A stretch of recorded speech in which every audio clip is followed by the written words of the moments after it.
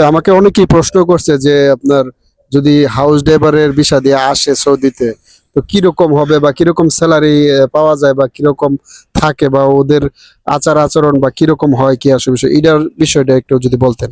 অনেকে বলতেছে যে হাউস ড্রাইভার ভালো না, কি হাউস ভিসা ভালো না।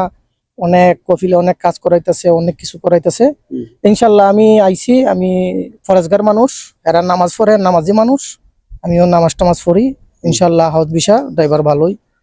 হাউস ড্রাইভারের বেতন স্যালারি হইছে আপনার 1500 থেকে 1800 টাকা। এক বেলা খানা দিবে, থাকা দিবে, আহ কোনো সমস্যা নাই। ডিউটি আছে কম, একদম কম ডিউটি। মনে করেন স্কুল আছে, মাদ্রাসা আছে, একটা কি দুইটা মাদ্রাসা আছে, বস এতটুকুই। আর এক বেলা খানা দিবে, থাকার রুম দিব, থাকা রুমে এসি আছে, ফ্রিজ আছে, সব আছে, সুযোগ সুবিধা ভালোই আছে হাউস ড্রাইভার। আপনারা যদি কেউ আসতে চান আপনারা আইসেন।